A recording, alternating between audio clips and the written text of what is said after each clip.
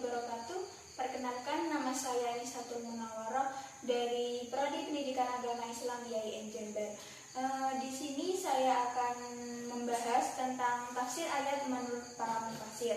Nah, yang dimaksud para mufasir itu adalah para ahli atau seseorang yang menafsirkan ayat dari Al-Quran. Nah, di sini yang akan dibahas adalah tafsir tentang ayat 3 metode pendidikan. Tafsir ayat tentang 3 metode pendidikan yang pertama adalah diambil dari Quran Surah Yusuf ayat 4 yang ditafsir oleh yang pertama yakni Ibnu Abbas. Nah, Ibnu Abbas mengatakan bahwa mimpi para nabi adalah wahyu.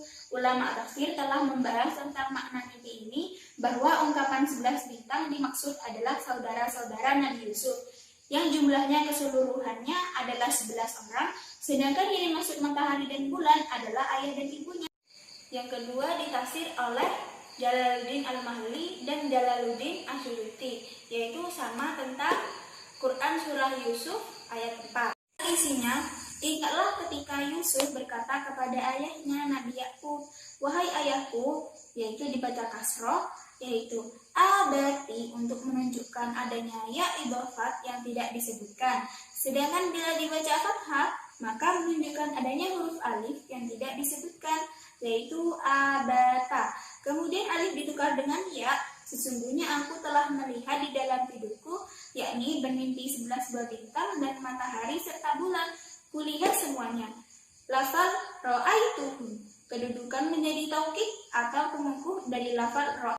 Dari lafal ro'aitu di muka tadi sujud kepadaku. Lafal sajidina adalah bentuk jamak yang alamat i'rabnya memakai ya dan nun karena menggambarkan keadaan sujud. Hal ini merupakan ciri khas daripada makhluk yang berakal. Semuanya tunduk dan bersujud di hadapanku.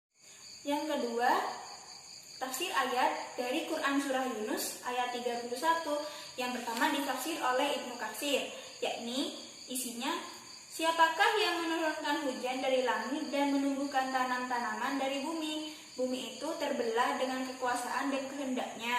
Lalu keluarlah darinya biji-bijian, anggur, batang-batang pohon, zaitun, kurma, dan tanam-tanaman yang subur serta buah-buahan dan rumput-rumputan. Apakah ada Tuhan selain Allah? Nah, mereka pasti menjawab bahwa yang melakukan semuanya itu adalah Allah.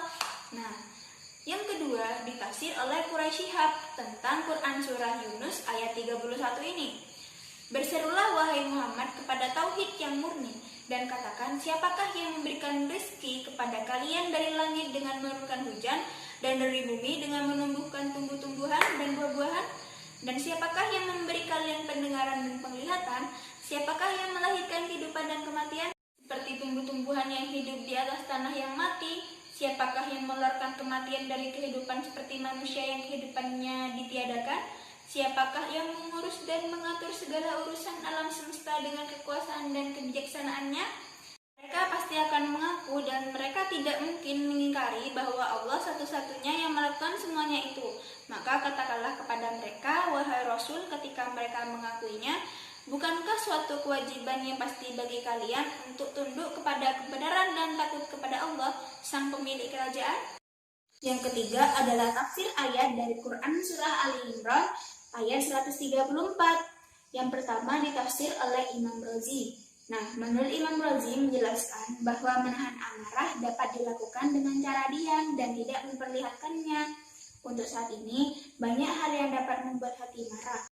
Apalagi fenomena tingkat media, banyak komentar dan argumen yang cenderung mengandung unsur bully, menjelekkan nama baik dan menghina, sedangkan fenomena-fenomena tersebut tidak heran jika memicu amarah kita. Mari kita untuk lebih sehat dalam menggunakan media dengan cara tetap berkata baik, berpikir positif, tidak membalas kejelekan atau ejekan, dan bersikap tegas serta kritis. Yang ketiga, ditafsir oleh Jalaluddin Al-Mahalli dan Jalaluddin Asyuyuti tentang Quran Surah Al-Imran 134 tersebut, yaitu orang yang mengeluarkan nafkah dalam menaati Allah baik di waktu lapang maupun di waktu sempit, dan yang dapat menahan amarah hingga tidak melampiaskannya walaupun sebenarnya ia sanggup, dan yang memaafkan kesalahan manusia yang melakukan kepadanya tanpa membalasnya, dan Allah menyukai orang-orang yang berbuat kebaikan seperti pekerjaan-pekerjaan yang disebutkan itu dan akan memberi mereka balasan. Sudah dijelaskan tentang ayat 3 metode pendidikan dari Surah An-Qur'an Yusuf ayat 4, Surah An-Qur'an Yunus ayat 31, dan dari Quran Surah Ali Imran ayat 134. Mungkin itu saja yang dapat saya sampaikan. Kurang lebihnya mohon maaf. Wabillahi taufiq wal hidayah. Assalamualaikum warahmatullahi wabarakatuh.